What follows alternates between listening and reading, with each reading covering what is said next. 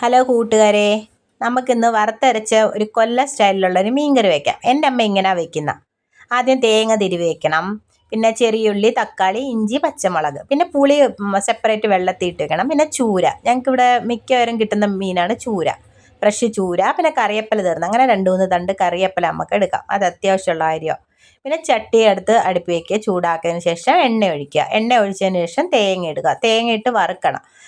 നമ്മൾ ഇളക്കൽ നിർത്തല, അടി പിടിക്കും, അതുകൊണ്ട് ഇളക്കിക്കൊണ്ടിരിക്കണം. പിന്നെ മുളക് പൊടി ഒഴിക്കണം. മുളക് പൊടിയേക്കാളും ബെറ്റർ നമ്മൾ വറ്റൽ മുളകില്ലേ, എൻ്റെ ഇല്ലായിരുന്നു, അതുകൊണ്ടാണ് മുളക് പൊടി ഇട്ടത്. പിന്നെ ഉലുവാപ്പൊടി, പിന്നെ മഞ്ഞൾപ്പൊടി, പിന്നെ മല്ലിയില്ലേ, മല്ലിയും ഇടുന്നത് നമ്മൾ പച്ച മല്ലി ഇടുന്നതായിരിക്കും നല്ലത്. അതെല്ലാം കൂടെ പച്ചമല്ലി എല്ലാം കൂടി ഇട്ട് ഒന്നിച്ചിട്ട് വറക്കുമ്പോഴാണ് കൂടുതൽ ടേസ്റ്റ് വരുന്നത്.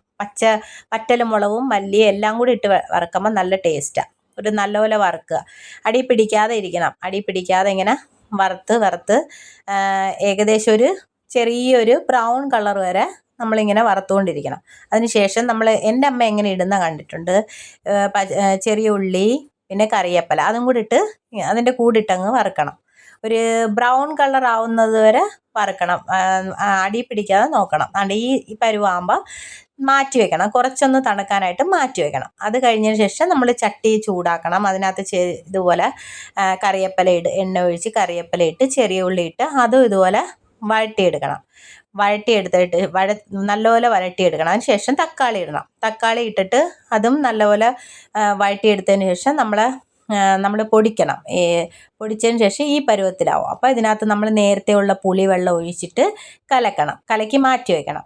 എന്നിട്ട് നമ്മൾ നേരത്തെ വറുത്ത ചെറിയ ഉള്ളി അതിനകത്തോട്ട് ഇതൊഴിക്കണം. ഇതൊഴിച്ച് നല്ലതുപോലെ മിക്സ് ചെയ്യണം. നല്ലതുപോലെ മിക്സ് ചെയ്തതിന് ശേഷം അത് ഇച്ചിരി ഉപ്പും ഇട്ട് നല്ലപോലെ അടച്ചു വെക്കണം. അടച്ചു വെച്ചതിന് ശേഷം അടച്ചു വെച്ചതിന് ശേഷം അത് തിളപ്പിക്കണം. നല്ലതുപോലെ തിളപ്പിക്കണം. കുറച്ച് നേരം നല്ലപോലെ തിളപ്പിന് ശേഷം നമ്മൾ മീൻ അതിനകത്തോട്ട് ഇടണം. പതുക്കെ ഇടണം, കാരണം സ്പൂണും തവിയൊന്നും ഉപയോഗിക്കല്ലേ, ചിലപ്പം പൊടിഞ്ഞു പോകാൻ ചാൻസ് ഉണ്ട്. എന്നിട്ട് അടച്ചു വെക്കണം. അടച്ചു വെച്ചിട്ട് കുറച്ച് കഴിയുമ്പോൾ നമ്മുടെ മീൻ റെഡിയായി. നല്ല ടേസ്റ്റാണ് വറുത്തരച്ച് വയ്ക്കുമ്പോൾ. പിന്നെ നമ്മളെ കുത്തരി ചോറ് ഇങ്ങോട്ട് എടുത്തിട്ട്, കുത്തരി ചോറിനകത്ത് ഞാൻ രസമാണ് ഉണ്ടാക്കിയത്. നല്ല കുരുമുളക് പൊടിയൊക്കെ ഇട്ടുള്ള രസം ഇങ്ങോട്ട് ഒഴിച്ച്, പിന്നെ എൻ്റെ ഫേവറേറ്റ് ഒരു സാധനമുണ്ട്, ബീട്രൂട്ട്. ഞാൻ എൻ്റെ മിക്കവാറും വെക്കുന്നൊരു സാധനമാണ് ബീട്രൂട്ട് തോരൻ.